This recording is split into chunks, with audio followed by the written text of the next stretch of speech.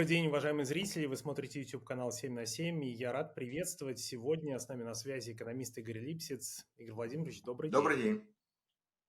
Хочу с вами сегодня в беседе, что ли, подвести экономические итоги года и, возможно, посмотреть в первое полугодие 2025 года. Знаю, что прогнозы – дело такое неблагодарное, но все-таки есть какие-то предпосылки, по которым мы можем оценить ситуацию или, ну, скажем так, предвидеть, что нас ожидает. Давайте сначала про итоги.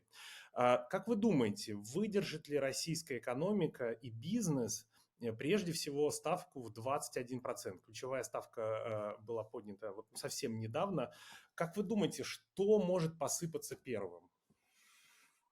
Ну, смотрите, уже, значит, в российской экономике стали появляться такие тревожные зоны. Это еще не вся экономика, но это как бы целые уже большие сегменты, которые находятся в нехорошем состоянии. По разным причинам. Там не только ставка, но просто накапливается, что называется, усталость конструкции экономики в условиях войны. 3 года уже это все-таки довольно тяжелое напряжение для экономики. Обычно считается, что 2,5 года, ну, почти любая страна более-менее выдержит. Начиная с третьего года начинается накопление проблем, и дальше начинается какое-то уже очень сильное разрушение экономики. Ну вот Россия уже почти 3 года воюет, и, конечно, накопилось много, и это уже начинает проявляться. Значит, ну смотрите, у нас уже в зоне бедствия практически угольная промышленность. Вся отрасль, это в основном Кемеровская область, она вся в беде. И непонятно, что с ней делать. Да, значит, у нас начинаются нехорошие тенденции в черной металлургии. Тоже им тяжелее, поэтому то, что Мордашов стал так резко выступать против ключевой ставки, это просто потому, что у него тоже не такие уже хорошие дела, там тоже накапливаются проблемы. Оборонка не смогла взять весь металл, поэтому там начинается сокращение, еще и мировой рынок довольно жестко прессует российских металлургов, а внутри деньги дорогие. И один к одному на черной металлургии подходит тоже к неприятным ситуациям. Да? Значит, у вас в зоне беды практически как раз девелоперы. Это тут уже ближе к стадии ситуации критической.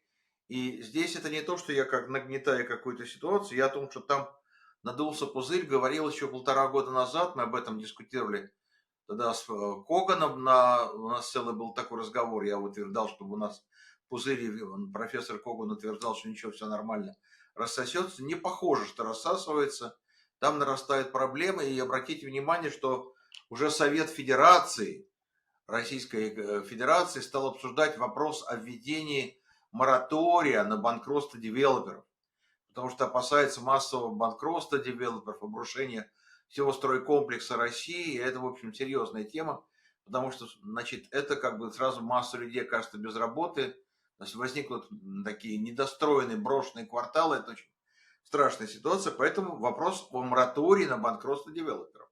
Но вот дальше из этого вытекает уже следующая история, значит, а кто может подать на банкротство девелоперов? Ответ простой – банки. Потому что все, что построено, это построено на кредиты банков. Значит, если Совет Федерации введет мораторий на банкротство девелоперов, то, значит, пострадавшими окажутся банки. Они не смогут получить деньги, которые они дали девелоперам на строительство этого жилья. Тогда уже в зоне бедствия окажутся по цепочке банки. Они уже должны будут банкротиться, потому что не могут вернуть деньги. Тогда нужно будет спасать банки. Ну, то есть вот эта как бы цепочка, она развертывается. А если она развертывается и доходит до банков, то, простите меня, уже начинается вопрос со сбережениями населения и бизнеса, которые лежат в банках. То есть тут уже начинается накопление такого количества проблем, что мало не покажется никому. В общем, вот примерно такая картина. У меня много вопросов, потому что вы сказали, давайте по порядку буду Давайте. задавать. Смотрите, что мне казалось. Мне казалось, что вот эти прогнозы негативные чаще в последнее время делали независимые экономисты, те, кто не соприкасается с российским государством. Но вдруг на днях Герман Греф, глава Сбербанка, заявил, что вот экономика замедляется, есть риск стагфляции. Я здесь процитирую. По его мнению, целый ряд отраслей, целый ряд заемщиков сейчас находятся в сложной ситуации к признакам замедления экономики. Греф отнес падение инвестиций в секторе строительства жилья, то, о чем вы говорили, и перегрев рынка недвижимости в Москве. Как вы думаете, почему теперь и люди, которые находятся внутри системы, об этом заговорили? Они страхуются? Да, конечно. Обратите внимание, что очень любопытная сейчас как бы двойная модель выступления высших чиновников. Я об этом уже не раз говорил. Когда они выступают в присутствии Путина, они источают безумный оптимизм и рассказывают о безумно красивой картине расцвета экономики России. Когда рядом президент не бродит и не сидит, то они рассказывают какие-то страшные картины, рисуют, потому что должны показать, что, в общем, они все видели, они предупреждали, они денег просили, им не дали, вот поэтому теперь какие к ним претензии. Поэтому, да, они все начинают подстилать соломку. Это делает и Чемезов, это делает Мордашов, это делает Дерипаска, это делает все, кто только может, включая даже зятя, что называется, Путина Цивилева, который тоже рассказывает, какие огромные проблемы российской энергетики, что ему срочно нужно несколько триллионов рублей на строительство энергосистемы, иначе будут большие проблемы со снабжением электричеством. Все они понимают, что экономика разваливается. В целом сказать никто из них ничего не рискует, но каждый про свой сегмент, про свою зону ответственности рассказывает про беду. Чтобы потом можно было сказать, а вот у меня же было заявление, вы меня не послушали, не помогли, вот я теперь что могу сделать? Я предостерегал. Поэтому это, конечно, отражение того, что не все понимают, что ситуация в экономике начинает ухудшаться чрезвычайно сильно, беда проявляется. Но вот они, соответственно, себя страхуют. Вы одной из первых проблемных отраслей назвали угольную промышленность. Мои коллеги 7 на 7 писали про забастовку шахтеров в Кузбассе, шахта Да, я Инская. знаю. Вот это такая история, да, это такая история, казалось бы, она так региональная, мы на нее обратили внимание, это наш фокус. Федеральные коллеги меньше об этом писали. Так вот, там задолженность по зарплате 45 миллионов рублей. Это, с одной стороны, много, с другой стороны, мало для угольной промышленности. И вот люди не получают зарплату 4-5 месяцев. О чем это говорит? 4-5 месяцев, 45 миллионов рублей. Ну, это просто как бы первый звоночек. Знаете, вот всякое явление, всякий процесс начинается с какого-то отдельного факта. У моих коллеги, которые занимались стратегическим планированием, называли это слабый сигнал. И они говорили, что слабый сигнал, его можно игнорировать. Ну, он слабый, он ничего не значит, болтнуть рукой, все. А умный менеджер, он этот слабый сигнал фиксирует, ставит, что называется, на контроль. И если появляется дальнейшее подтверждение тренда, который в этом слабом сигнале проявился, то это значит большая тенденция просто прорвалась вот именно в этом месте на поверхность. Так что, скорее всего, это просто первый сигнал, а дальше мы увидим, как другие начнутся проблемы такие же по зарплате. И, кстати, это может пройти и по другим отраслям, потому что, смотрите, еще один процесс, который тоже надо отслеживать, это рост неплатежей в российской экономике. Это уже тоже статистика появилась, что уже довольно много, чуть ли не четверть российских предприятий начали жаловаться на неплатежи. Мы возвращаемся в 90-е годы, напоминаю. Это когда мы начали с Андреем Яковлевым говорить, что Россия возвращается по многим признакам в 90-е, над нами так подшучивали, говорят, вы там страшилки рассказываете, это какие там 90-е, вы что, с ума сошли? А это все процессы 90-х. Мы возвращаемся, конечно, не тотально в 90-е, не об этом речь, но очень многие негативные процессы, они идут туда. Только уже с отрицательным знаком. Не вперед, не к лучшему, а к худшему. Да?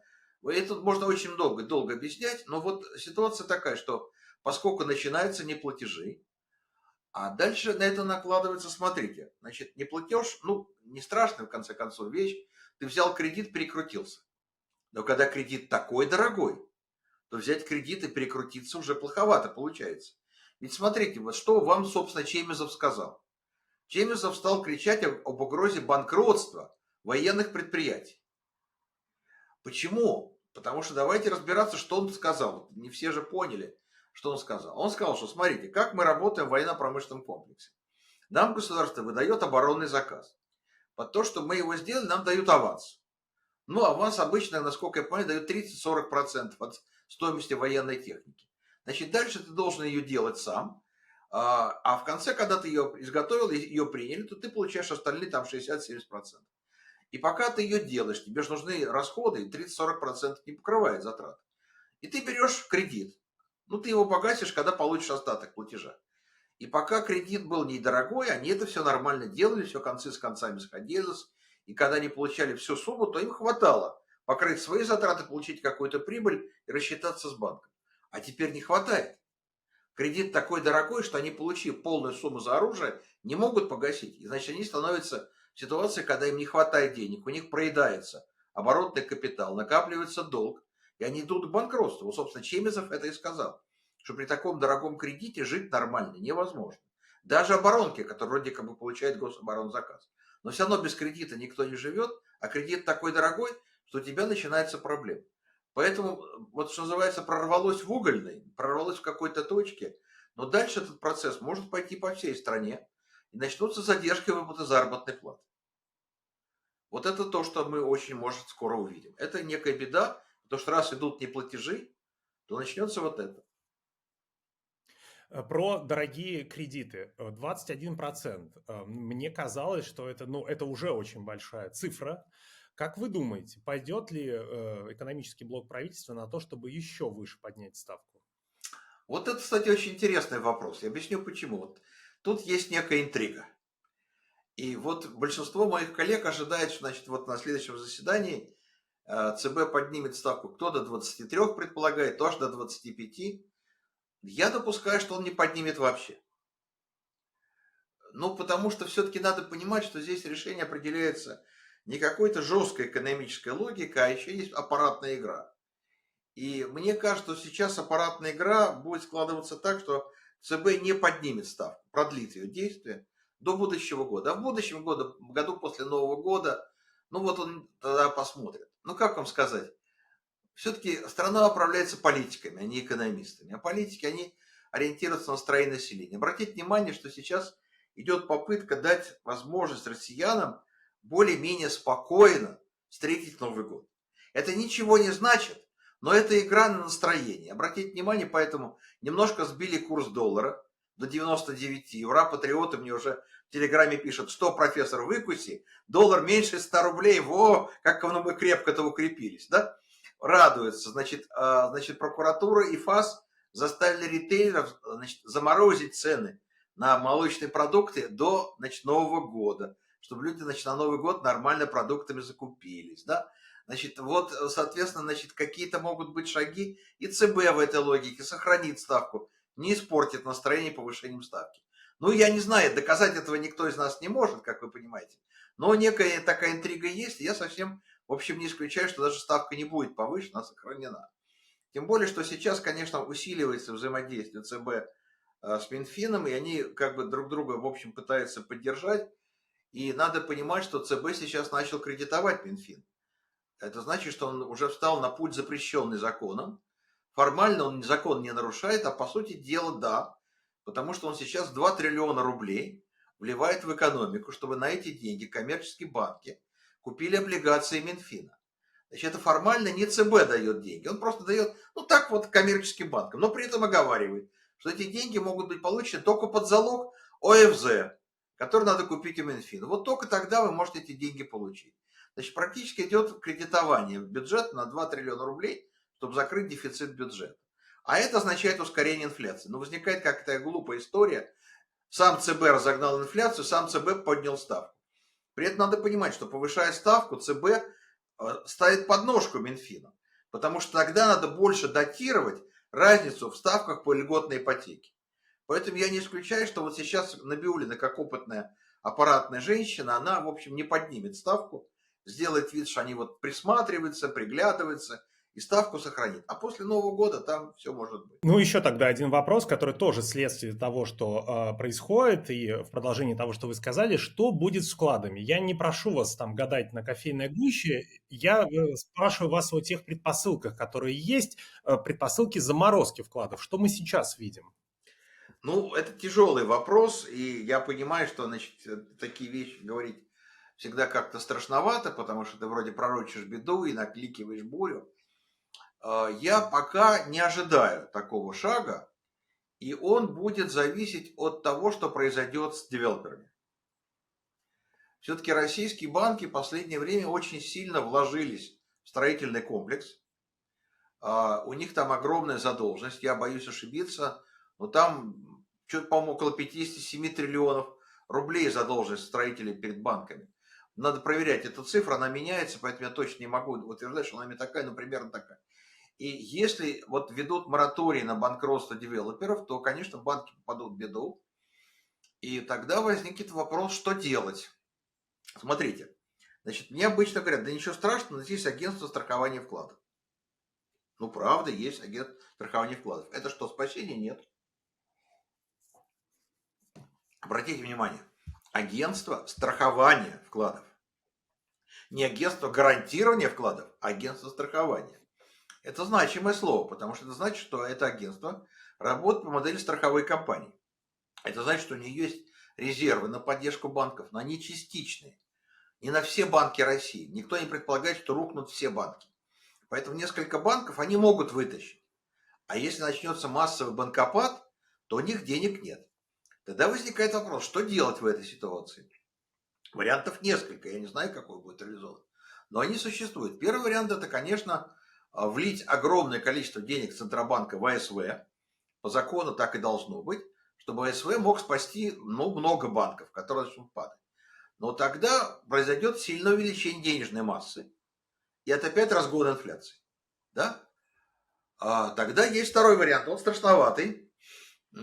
Он называется кипрский вариант, но он уже обсуждается, поэтому это не то, что я вот тут посидел, по тезису почесал и придумал. Это уже разговор вот в профессиональных пабликах уже пошел о том, что в России может проводиться кипрский вариант. Кипрский вариант – это история, которая была проверена и проведена кипрскими банками, когда они попали в беду, и они не могли вернуть вклады, значит, своим клиентам. Они тогда сделали что? Они некоторую сумму, в общем, дали свободное распоряжение вкладчикам, а остальные деньги конвертировали в свои акции. И ты принудительно становился акционером Кипрского банка. Ты этого не желал, ты этого не просил, тебя заставили, приняли закон, и они конвертировали в акции. Вот я не могу исключить, что если, не дай бог, для россиян у них начнется массовый банкопад из-за кризиса и краха в строительном комплексе, то будет реализован в России кипрский вариант. То есть не будет как бы формально заморозки. Просто твои деньги в основном конвертируют в акции банков. Ты будешь иметь право этими акциями владеть, ты будешь иметь право их когда-нибудь продать, но ты не можешь эти деньги получить там, что называется, живыми деньгами. Вот эта угроза есть. Я не знаю, будет она реализована. Я не предсказываю, что она случится, но я не могу такое исключить. Поэтому вот если будет массовое обрушение в строительном комплексе, тогда беда дойдет до банков, и вот тогда могут быть такие повороты событий. Напомните для зрителей, помогла ли вот такая вот схема спасти банки на Кипре? Ну, банки Кипра спасли, но люди до сих пор маются, потому что, как вы понимаете, продать эти акции реально нельзя, деньги вернуть нельзя, и ты вроде являешься акционером банка, который, в общем, тебе абсолютно не интересен, и, собственно, никакой радости у тебя нет, формально ты деньги не потерял, а по сути дела ты деньги потерял. Вот я боюсь, что в России будет реализована та же самая модель. И россияне, которые имели большие вклады, окажутся принудительно акционерами не вполне жизнеспособных российских банков. Есть такая угроза. Вроде с ключевой ставкой разобрались и с последствиями ее повышения. Давайте ко второй большой теме. Это инфляция. Скажите, какова, по вашему мнению, реальная инфляция в 2024 году и что с ней будет дальше? Ну, вот смотрите, значит, в отличие от некоторых преподавателей МГУ, я не полагаюсь на данные Росстата, я пытаюсь понять реальную картину. Ну, как вам сказать, там люди из географического факультета, они могут полагаться на данные Росстата, ну, для них это нормально, они географы, они не экономисты. А я старый советский экономист, который привык к тому, что все врут, все скрывают, вся статистика лживая. И поэтому у советских экономистов была традиция устойчивая искать косвенные способы оценить реальную картину дел в экономике СССР. Это просто была, ну, как бы норма научной работы, потому что иначе ты получал ложную картину. Верить Госкомстату это была такая дурная тема. Поэтому мы можем посмотреть, какая инфляция по разным показателям. Косвенно, да? Не по Росстату. Росстат, и даже Росстат, кстати, насчитывает 9%. И теперь некоторые из моих коллег пишут статьи, вот можете почитать в «Известиях», они там интервью сделали с Дмитрием Прокофьевым, по-моему, что ли, который сказал, ну, никто не ждал инфляцию в 9%. Как может быть? Ну, какая прелесть. Ну, шутки шутками. Значит, давайте посмотрим. Значит, во-первых, есть пока, слава тебе Господи, живой Рамир, который делает свои оценки, и он дает по этому году, по-моему, 19%, что ли. Сейчас уже, наверное, ближе к 20%. Так что, в общем, это, ну, как бы оценка Рамира 20%. Да? Вторая логика, ее вполне хорошо объяснил Олег Вьюгин, наш ведущий макроэкономист российский, бывший зампред ЦБ. Он сказал, смотрите, у нас очень интересная картина. У нас очень сильно растут не нефтегазовые доходы бюджета. А что такое не нефтегазовые доходы бюджета? Это в основном НДС. НДС же крупнейший источник денег. А НДС – это налог, который растет как раз в темпе инфляции.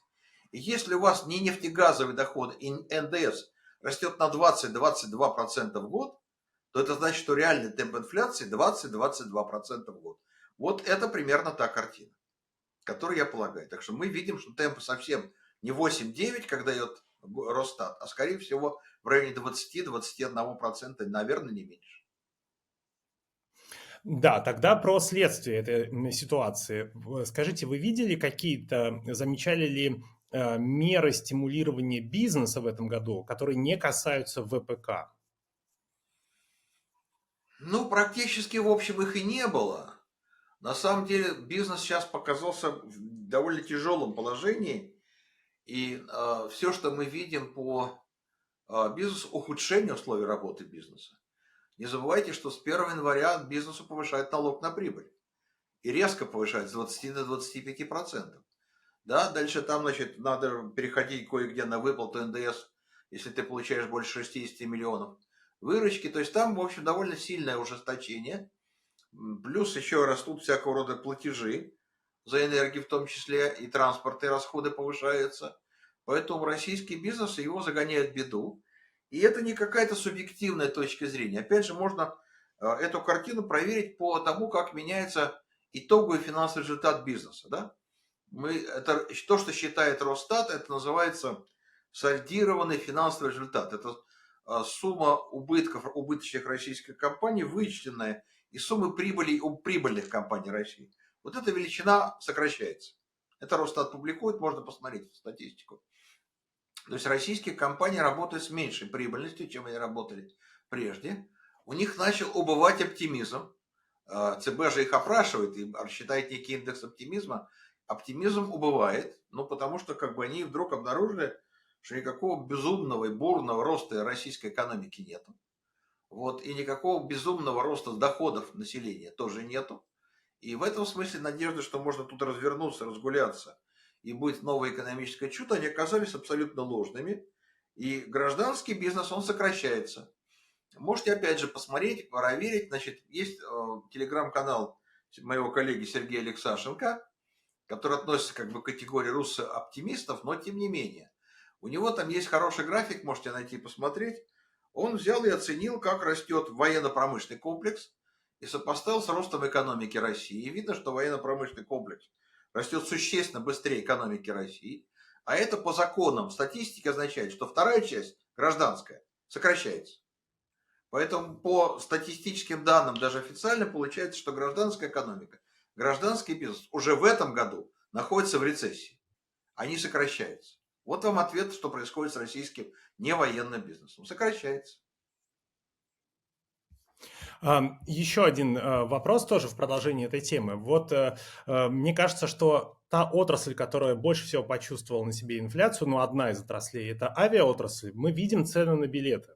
И что происходит? Для меня, в первую очередь, это не, скажем так, не обывательский вопрос, что мне теперь стало дорого куда-то лететь, не знаю, навестить родственников, куда-то в отпуск, может быть, в командировку. Эта история для меня во многом про бизнес. Россия большая страна, и она должна быть связана с авиасообщением. Нужно просто летать, дешево летать. И здесь мы видим, что ситуация развивается не так, как бы хотели в правительстве России. Здесь два вопроса. Как вы думаете, с какими итогами авиаотрасль подходит с точки зрения цены и предоставления услуг к концу 2024 года? Ну и второе, это то, о чем вы много говорили, это так называемый авиаканнибализм, невозможность купить какие-то детали дешево для самолетов. И вот фактически постепенное, планомерное, хоть и, скажем так, не такое быстрое разрушение отрасли. Ну вот будущий год будет, видимо, ужасным с этой точки зрения. Слово ужасное, я, конечно, понимаю, очень резкое, но я читаю тоже экспертов, мне это интересно, они говорят о очень страшных вещах. Вышла сейчас, по-моему, хорошая довольно статья, по-моему, в «Новой газете», интервью с экспертом отрасли. Значит, практически картина такова, что в будущем году половина Airbus'ов и Боингов станет на грунт, на бетон, как это говорят в авиации. Их будут раздевать, снимать с них запчасти для поддержки тех 50 оставшихся процентов, которые будут летать. Но тогда из этого вытекает очень нехорошая история. Она связана с тем, что общий объем затрат авиационной отрасли ляжет на меньшее количество рейсов. и меньше пассажиропоток. Это значит, что издержки перевозки пассажиров вырастут. Я понимаю, что люди об этом никогда не думают, но я экономист, я всегда иду от издержек. А раз издержки вырастут, то придется еще больше повышать цены. Причем надо же понимать, какую тему, что вот смотрите, когда ты говоришь про авиационную промышленность, про авиационный бизнес, то надо понимать, что он в России всегда был устроен довольно специфически. Значит, история такова, что внутрироссийские перевозки всегда были пассажирские и убыточные. А деньги авиакомпании зарабатывали на международных рейсах. И, как бы шло такое внутреннее субсидирование, я заработал на международных перевозках и, в общем, этим окупил перевозки внутри страны. Как вы понимаете, с международными перевозками российских авиакомпаний полная катастрофа, их никуда не пускают, они мало куда могут летать. И поэтому у них нет источника компенсации этих затрат на внутриперевозки. Какое-то время государство это субсидировало. Но будет ли оно субсидировать дальше, будет ли субсидировать в достаточных объемах, я не знаю. Это не приоритетная вещь для государства. Это вам кажется, что Россия должна летать, их связанность, а государству нужны деньги на войну. И поэтому на то, что хватит денег на субсидирование региональных перевозок, я как-то сильно сомневаюсь, что на это дадут деньги. Поэтому, видимо, в будущем году мы попадем в ситуацию, когда авиаперевозки перейдут плотно в ситуацию, что это предмет роскоши. Услуга роскошная, только для самых богатых. Связность будет падать, учитывая, что еще у нас и с железными дорогами очень нехорошая ситуация. Обратите внимание, что у нас идет уже очень сильное падение скорости движения по дорогам. Я попытаюсь произвести цифры. Я понимаю, что они на кого-то произведут страшное впечатление, но я попытаюсь объяснить. Во-первых, у нас падает сама скорость движения поездов. В среднем сейчас грузовой поезд и пассажирский идут где-то 35 км в час. 35 км в час, как вы понимаете, в 21 веке это фантастическая скорость. Но беда еще в том, что они очень долго стоят. И поэтому, скажем, по грузам у нас средняя скорость, это цифра, которую очень трудно найти, ее скрывают всеми, но иногда она прорывается где-то. Она где-то 4 км в час. 4 км в час, но с учетом движения простоев, то есть за сутки ты проходишь 100 километров. Это невероятная цифра, ее никто представить не может, но она такова, потому что не хватает путей и, в общем, большие простои. Поэтому у нас и езда по железной дороге становится проблемой. И не забывайте, что у нас есть проблемы с автомобильным транспортом. Уж давайте все докрутим до конца. Во-первых, потому что дорожает топливо. Бензин и дизтопливо дорожает, пусть не очень быстрым темпом, но неуклонно. И уже теперь никто мне не пишет, а у нас наоборот дешевеет. Ничего похожего, растет и растет, да? А вторая проблема, у нас становится хуже с дорогами. И у нас уже министры, которые отвечают за дорожное строительство, говорят, что у нас доля хорошо поддерживаемых дорог федерального значения, их протяженность падает. То есть не хватает денег, и уже опять идет разговор только о ямочном ремонте. Каждый россиянин знает, что это такое, на собственной пятой точке. Поэтому, у нас ситуация такая, что у нас и с дорогами хуже становится, и бензин дороже, так что автоперевозки становятся дороже. Кроме того, давайте докручивать мысль до конца. Я же вожу грузовиками. Какими грузовиками? Мы же за последние десятилетия купили много хороших грузовиков, которые гоняли, эти контейнеры по нашим дорогам. Это импортные грузовики, им нужно ремонтировать запчасти. А что такое с ремонтом импортного грузовика сегодня в России? Дело довольно тяжелое, дорогое, соответственно, растут издержки. Поэтому что мы видим? Что по всем отраслям основным транспорта у нас очень много проблем. И, скорее всего, это будет приводить к очень существенному росту тарифов на все виды перевозок. И это будет разрушать связанность страны. Вот все, что я могу вам сказать. Я вспоминаю наш разговор, он был где-то, наверное, в конце февраля этого года. Мы тогда с вами попали в такую точку, когда случилось несколько крупных аварий на объектах ЖКХ. Это и Подмосковье, и Сибирь, и так далее. Тогда уже было понятно, да, чего ожидать. Ситуация, она лучше за это время, за эти месяцы не стала, к сожалению, не стала. Но я для себя отметил такую штуку, что люди в моменте, конечно, очень злились и жаловались, и требовали решения проблем. Вроде дыры подлатали, люди подуспокоились. И я еще тогда, в феврале 2024 года говорил, люди подуспокоились до следующей коммунальной аварии. Зима пришла, И мне кажется, что точки напряжения вновь будут появляться на карте этой зимой, и, наверное, их будет даже больше, чем вот в этом году Но в как иначе? начале. Давайте послушаем руководителя ЖКХ Казани. Не маленький город, не дыра, а крупный красивый город Российской Федерации. Что они говорят? Ребята, у нас 20% труб изношены в дым, в прах и 100%. 20% труб. Каждая пятая, значит, длина, каждый пятый метр труб изношен в дым. Работать с ними нельзя. Износ растет, а не сокращается. Денег не хватает. А еще и у нас, знаете, такая проблема, что мало того, что у нас износ страшный, так у нас еще и перекопать некому. Гастарбайтеров-то не пускают. Поэтому у нас уже теперь в коммуналке добавляется еще проблема отсутствия рабочих рук. В итоге у вас выходит один из мэров российских городов, той же, насколько я понимаю, Татарии, и говорит: ребята, молитесь Аллаху, чтобы не было снега. Потому что убирать снег некому. Вот у нас единственная надежда, что Аллах нас пощадит. Снега много не выпадет, и, может быть, тогда мы как-то выживем. Потому что убирать снег, если он выпадет, будет просто некому. Поэтому начинает обсуждаться вопрос, а давайте мы будем вербовать жильцов на уборку снега, введем систему контрактов для жильцов. Хочешь помахать лопатой, подработать, мы тебе сразу контракт, и ты, значит, будешь махать лопатой во время большого снегопада, потому как больше чистить некому. Значит, это вот картина такая, светлая жизнь, значит, выживай сам как хочешь, в условиях того, что у российского государства на ЖКХ денег нету. Починить его невозможно, потому что на это нужно столько денег, сколько в России уже никогда не будет. И это картина, которая, в общем, будет только ухудшаться. И еще даже толком зима не началась, а я уже стал получать кучу писем со всей России о том, как у них коммунальные аварии идут. И они довольно массовые, довольно большие, причем Подмосковье. Там несчастный город Чехов уже в самом начале зимы, там одна авария за аварией, там черт знает, что делается. У нас было только что большое отключение в Новосибирске и так далее. То есть ничего же не изменилось, поэтому чего будет лучше? Не будет лучше. Значит, если зима будет теплая, то, может быть, немножко там меньше будет провалов, проколов и разморозок. А если будет достаточно жесткий мороз, то мы опять увидим полностью промерзшие дома и людей, греющихся во дворе у костра. Здесь я вспоминаю историю из моего родного города Воркуты. Там она превратилась в байку, в которую все очень сильно верят. Они ее пересказывают, повторяют, но в нее верят.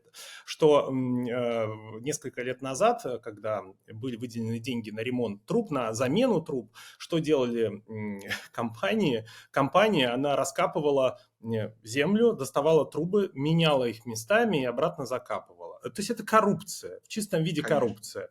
И то есть все то, что вы сказали, нужно еще и помножить на желание чиновников опять где-то погреть руки. Опять же, люди мне, знаете, какие истории пишут? Что, говорит, у нас тут поменяли трубы на новые. Оказалось, новые трубы хуже старых. Они тонкие. Значит, украли деньги на том, что сделали трубы тонкостенные, а продали как толстостенные, плотные. Все деньги, какие можно было, украли, поэтому трубы рвутся хуже, чем рвались старые трубы советских времен. Ну вот, ну что я с этим поделать, да? Если страна сгнила, страна изношена, а в ней еще и сгнила вся система государственного управления, то что вы можете с этой страной делать? Все беды ложатся на людей, которые в этой стране живут, но они эту власть терпят, значит, они за это будут и страдать. Что с ними поделать? Ничего. Давайте теперь все-таки к прогнозам перейдем, к ожиданиям от первой половины 2025 года. Скажите, как вы думаете, сдвинутся ли какие-то большие плиты, здесь я беру это слово в кавычки, метафорично говорю, и как в этом случае вести себя россиянам? То есть какие большие подвижки нам ожидать в ближайшие месяцы? Ну, больших подвижек трудно сказать, потому что это всегда неожиданно. Обрушение большой системы, оно всегда неожиданно. То есть мы, скажем, советские экономисты предупреждали руководство страны, что Советский Союз может рухнуть. Мы это все видели, мы это все понимали, мы об этом писали докладные записки. Правительство нас махало рукой и говорило: да ладно, у нас очень большой запас прочности, вот это все уже кончается. Обратите внимание, очень вот это характерное высказывание, что называется, без Путина, сказанное Цивилевым, когда он вдруг сказал, что все резервы советские мы проели. Да? Это значит, что уже запаса прочности, оставшегося от предыдущих поколений, нет никакого. Поэтому где рванет в большом масштабе, сказать сложно. Но что будет неуклонное ухудшение жизни, да, возможно. самая тревожная, мне кажется, зона, как бы совсем неожиданная, это продовольственный рынок. Тут могут быть проблемы, потому что в России сейчас не очень становится хорошо с сельским хозяйством. Я не знаю, будет ли это в первой половине, или это уже прорвется во второй половине. Не могу сказать. Но беда состоит в том, что, значит, сельское хозяйство в России становится зоной очень большого количества проблем. Значит, во-первых, там меняется семенной фонд, потому что, значит, Патрушев, будучи, значит, министром сельского хозяйства, а теперь и вице-премьером, он добивается, чтобы не использовали импортные семена, чтобы он был чемпионом по импортозамещению. Насколько я понимаю, это уже отозвалось россиянам на рынке картошки. Урожай оказался плохенький, и картошка подорожала за год на 70%. Значит, потому что был нехороший климатический фон погодный, и в итоге, значит, получилось, что были большие потери. Скорее всего, если было больше импортных семян, они были бы более устойчивы, но российские не так выдержали, поэтому урожай оказался плохой, и, соответственно, значит, у нас не очень хорошо с картошкой теперь. Только что, значит, неприятная какая-то информация идет по пшенице, а зимы вымерзли очень капитально, связано это с семенным фондом, не знаю, но удар еще природный. Плюс надо понимать, что из сельского хозяйства забрали много механизаторов на войну, плюс надо понимать, что там стоит импортная техника, ее надо чинить, все эти комбайны, трактора и прочая сельхозтехника. А чинить это все импортное по нынешним временам все хуже и хуже. Значит, начинается выбытие техники. Так что в этом смысле мы можем ожидать неожиданного, то, что россияне даже представить не могли, что начнутся проблемы с продуктами питания. Россияне как-то привыкли, что продукты есть, в 6 часов утра, что называется, все лежит, и откуда-то прям возникает в холодильнике, но это не такая красивая картина, и мы видим, что уже возникают дефициты продуктов питания. Пока это точечно, то яйца, то масло, то еще что-то. Значит, но поскольку идет очень большое подорожание, то сокращение натурального предложения, плюс, соответственно, с этим связано еще и дорожание, могут привести к ситуации, когда многие семьи начнут жить очень тяжело даже по продовольственному снабжению. Вообще российские бедняки, они и тратят эти деньги в основном на продукты питания и немножко на ЖКХ, чтобы не отключили. Но может получиться, что, в общем, надо будет выбирать. Либо ты платишь за ЖКХ, либо платишь за еду. Я боюсь, что это вот уже в будущем году начнет ощущаться многими семьями. Еще про одну важную экономическую сторону, про которую думают наши читатели, думают россияне, это валюта. Скажите, есть ли смысл держать, хранить деньги в валюте? Почему я об этом говорю? То есть в очередной раз, когда там доллар прыгнул вверх, мы слышим заявление Пескова. А чего волноваться? Мы же, россияне, получаем зарплату в рублях, сидите спокойно. Но россияне-то не дураки же. Россияне не дураки, но они настолько не дураки, что они понимают, что с валютой проблемы. Значит, смотрите, вот по итогам года, значит, тот, кто держал валюту наличную, выиграл по отношению к тем, кто клал деньги на депозит. Хотя ставки по депозитам были высокие, но девальвация рубля в конце года сделала опять рубль чемпионом инвестиций, чемпионом сбережений. Ну, ничего с этим не поделаешь, так оно и было, так оно и будет. Но россияне, они люди битые, они понимают, что держать валюту становится страшновато. Всяко может быть. Значит, валюту могут заставить сдать, конвертировать в рублях по назначенному курсу в течение установленного срока. Это теперь уже вполне возможно. Мне, знаете, все время говорят, вы рассказываете такие страшные вещи. В современной России такое повториться не может. Я людям цитирую фразу, которую мне хорошо написали, такой диалог. Очень мне понравилось, как мне написали. Диалог, сами поймете, какого времени. Ну что вы, когда теперь с помощью НЭПа мы победили голод, большевики никогда уже НЭП не отменят. Они что, идиоты? Идиоты, идиоты, идиоты. Да? Вот это как раз та самая история. Да, НЭП вытащил из голода, НЭП наполнил магазины, после чего большевики уничтожили НЭП, и опять вернулся голод, как вы помните, и опять вернулись пустые магазины. Вот это опять может повториться сейчас. Поэтому мне не надо говорить, что этого не может быть, потому что не может быть никогда. Никто никогда на валютное сбережение не покусится. Да ладно, бог с вами. Все может быть. С валютой в стране становится все хуже и хуже. И все может быть. Заставят людей эти деньги вернуть в банки, поменяя в рубли, но по какому курсу, этого я не знаю. Поэтому это я исключить не могу. Поэтому россияне, они сейчас пытаются деньги класть в валюту, но не в России. Обратите внимание, что россияне очень активно вывозят деньги. Это опять же дает нам статистику. Центробанк России, это не я придумываю. Он нам выдал цифру, что значит, валютные сбережения населения внутри России сократились на 55 миллиардов долларов, а в банках за рубежом России выросли на 55 миллиардов долларов. То есть россияне держат деньги в валюте, но понимают, что надо держать их не в России, а в зарубежных банках. Вот это люди и делают. А ну, в рублях, если ты не можешь выехать за рубеж и что-то вывести, ну, значит, в рублях ну, надо быть очень аккуратным и делать только на очень короткие горизонты, вкладывать на 3 месяца, чтобы успеть быстро как бы не потерять проценты, в то же время переложиться, если что-то начнет гореть и дымиться. Ну, в общем, картина такая. Но в целом, конечно, в России сейчас сберегать в валюте страшновато, а в рублях не гарантированно, но других вариантов нету. Россияне опять остались без способа накопления денег на старость, они теперь опять обречены на нищету в старости, потому что накопить деньги невозможно. Не в чем. Скажите, как вы думаете, какие меры сдерживания падения рубля сейчас являются самыми эффективными и будет ли экономический блок правительства их использовать в первой половине 2025 года?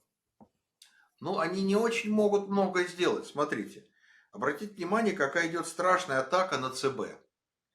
Причем даже уже изнутри банковской системы. Опять же, это не то, что я что-то измышляю. Это, обратите внимание, первый зампред ВТБ напал на ЦБ с криком, что нужно продавать валюту, нужно активно вести валютные интервенции, а иначе рубль девальвируется, а это ускоряет инфляцию. И, дескать, вот ЦБ должен был бы активно осуществлять валютные интервенции, на что ЦБ бодро и злобно сказал, что мы так не считаем и делать так не будем. На самом деле у ЦБ не так много валюты, у государства не так много валюты, поэтому делать массированные интервенции для поддержания рубля в каком-то коридоре никто делать не будет, поэтому у них не очень много инструментов борьбы за курс. Другое дело, что они это делают административно.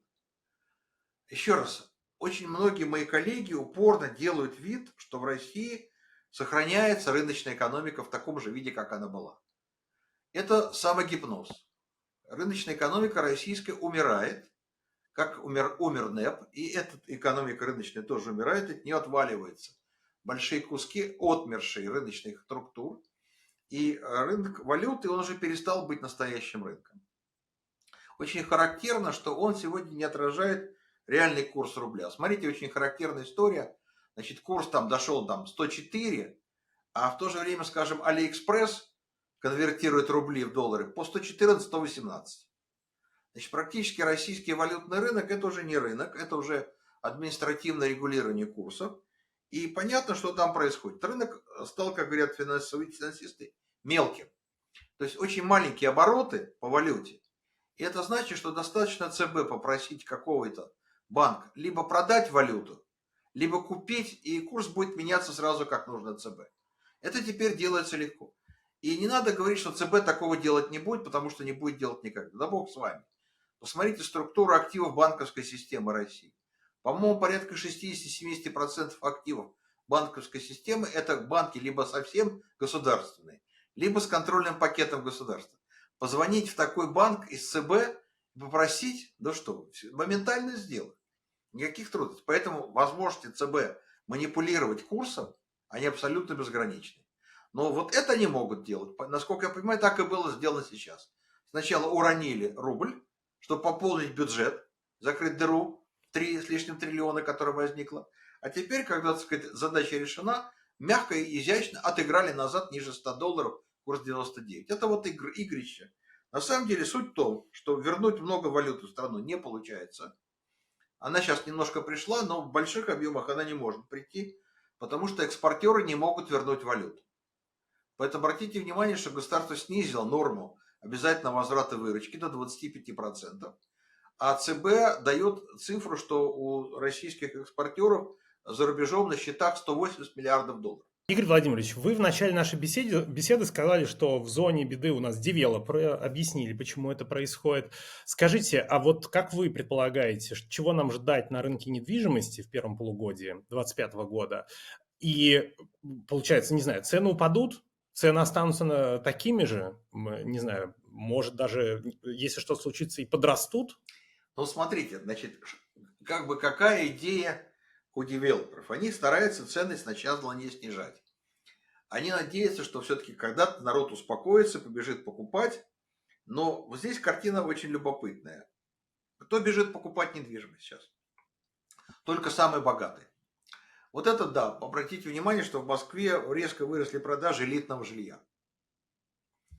То есть богачи, которых загнали в Россию, которые теперь из России деться некуда, они понимают, что вкладываться не во что, они покупают элитные квартиры. Совершенно сумасшедшие цифры, там страшно называть какие цифры, но они покупают. А вот основная масса, она покупать не может, слишком дорого. Ипотеку брать при таких ставках – это полный бред, ты никогда эти деньги не вернешь. Поэтому, в общем, как бы девелоперы сейчас попали в ситуацию, когда спрос упал, продажи резко сократились, они будут пытаться держаться, но проблема в том, что они держатся на деньги банков. Еще раз, они все построили это жилье на деньги банков. Значит, расчет был на то, что значит, построенное жилье продается за 3 года, и на этот срок как бы банки рассчитывали. Но продажи идут уже медленнее. Ну, смотрите, значит, вот картина такая. Значит, последняя цифрь, что в месяц продается примерно 2% значит, построенного жилья. 2% в месяц, это, грубо говоря, 24% за год. Это значит, что срок реализации ушел уже к 4 годам. Да? Значит, если будет дальше эта картина продолжаться, то это будет 4-5 лет. А вообще есть оценки, что при современных темпах продажи жилья все построенное, еще не проданное жилье в России удастся продать за 15 лет. Значит, тогда возникает вопрос, что будет с банками в этой ситуации. И мы поэтому не можем предсказать, что может быть.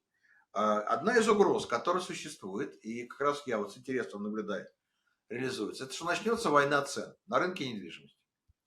С чем это связано? На рынке недвижимости есть такой персонаж, тип персонажей, который называется, значит, на таком жаргонном языке перекупы. Это компании, которые что делали? Они брали, значит, кредиты банка, покупали целые подъезды в новых домах, а потом, когда дом сдавали, они продавали это с прибылью, на этом зарабатывали. Ну, нормальная спекулянтская бизнес-модель. Но эти компании, они тоже держат у себя в собственности довольно много жилья. Они тоже в кредитах у банков, но они значительно слабее, чем большие девелоперы, и они слабые игроки. И если они начнут сыпаться под давлением банков, то они начнут сбрасывать это жилье первыми по самой низкой цене. И тогда начнется война цен на рынке недвижимости, тогда начнется обрушение цен. Обрушение цен сразу придет к обрушению девелоперов, банкротству девелоперов, потом, соответственно, по цепочке банков, ну и как мы с вами уже обсуждали. Поэтому я жду, что, возможно, в первом полугодии мы увидим начало войны цен на рынке недвижимости по новому жилью. Пока что этого не происходит, пока что даже несколько увеличилась разница в цене между вторичным и первичным жильем, она была 55%, стала 57%, девелопер держится из последних сил. Но это уже очень такая рискованная игра, очень. Игорь Владимирович, я вспоминаю 14, 15, 16 годы, начало войны в Украине. И тогда Европейский Союз, Америка, другие страны стали вводить санкции против России. Я помню, с какой иронией и чиновники, и пропагандисты говорили: да уж введите уж все санкции разом. Сам Путин так говорил. Чего вы там пакетами? Давайте ваш пакет с пакетами сразу, все, мы выдержим. Сейчас, когда после избрания Дональда Трампа президентом США вопрос о переговорах, о остановке войны в центре внимания, мы видим сигналы от Кремля. Там, знаете, через разных источников информация о том, что мы готовы к переговорам, вот у нас есть свои условия, то-то, то-то, то-то, и снятие санкций. Это больше для них не выглядит иронично, они видят эти последствия. У меня вопрос из двух частей состоит. Если мы допустим, что война закончится в какое-то ближайшее время, какие мгновенные последствия могут произойти в российской экономике? Это первая часть вопроса. И второе, что произойдет, если при этом еще и санкции, какую-то часть санкций снимут с России? Видите ли, вопрос в том, будут ли снимать санкции, он открытый, он сложный. Все как-то рассматривают очень странную конструкцию, она для меня удивительна. Все обсуждают, прекратится боевая активность и начнутся снимать санкции. Все забывают обсуждать вопрос, который для России звучит очень страшно, а как возмещать потери Украины. Эту тему никто даже обсуждать не хочет, потому что она такая страшная, что ее старается просто замалчивать и делать вид, что ее не существует. Я очень сомневаюсь, что и США, и Европа согласятся на то, что просто прекратили войну и забыли, что Россия сделала с Украиной. А мы вам зато снимем санкции. Очень я в этом сомневаюсь. Скорее всего, они будут требовать какого-то возмещения потери Украины. Я не знаю, как это будет сделано. Я думаю, что, скорее всего, будет вариант, который предложил Зеленский, президент Зеленский. Это введение трансграничного налога на весь российский экспорт.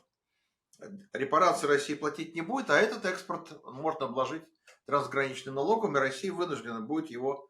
Тогда может быть какая конструкция. То есть разрешат экспортировать российское сырье, снимут санкции по экспорту, но при условии введения трансграничного налога, что часть выручки от экспорта будет идти прямиком в правительство Украины.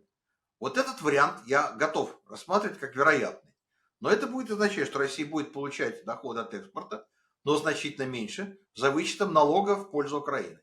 Это значит, что ее доходы от экспорта будут маленькими, они и так небольшие, они и так падают, и, соответственно, это будет означать, что финансовая ситуация будет крайне плохая, даже если прекратятся боевые действия. А при этом расходы военные не сократятся. Потому что никто не хочет, опять же, говорить о том, о чем говорим мы, экономисты, а все остальные стараются это замалчивать. Что разогнанную, расширенную военную промышленность в миг не свернешь обратно. Она будет работать, она будет требовать денег, и она будет очень опасной. Смотрите, ведь что изменилось в России за эти 3 года? Появилось много бенефициаров войны. Я специально сел и посчитал, сколько их в России. У меня получилось, что это примерно 26-28 миллионов человек. Это 20% населения России, которые выгадывают, выигрывают, богатеют на войне. Если мы начнем прекращать войну, их доходы начнут падать. Я не уверен, что они этому будут сильно радоваться, будут поддерживать президента, сделай нас беднее. Они будут требовать, чтобы им давали деньги дальше. Значит, военный комплекс будет работать дальше. Значит, потребности военные в деньгах будут больше. А даже если будет экспорт, то, соответственно, будет обложен этим налогом, доходы будут маленькие. Вот вам картина, которая может быть в России. Поэтому хорошего варианта в России не существует. Возврата в точку ноль с дешевым кафе тыквенным латте не будет. И бурного экономического роста тоже не будет. Будет огромная трудная полоса, из которой непонятно, как Россия выйдет и выйдет ли вообще. Вот эта история, которая нас может ждать. А кто там первым в этом процессе рухнет, и где будут гореть самые сильные пожары, мы увидим. Это довольно трудно иногда предсказать. Но кое-что можно, вот мы с вами и предсказываем. Вот ваша последняя реплика сойдет за антитост, да, антипожелание на Новый год и Рождество, но других у нас нету. Вот с такими итогами мы подходим к концу 2024 года. Игорь Владимирович, спасибо вам огромное. Надеюсь, не последний раз с вами общаемся. Очень был рад вас видеть у нас. Говорю еще раз спасибо. До свидания.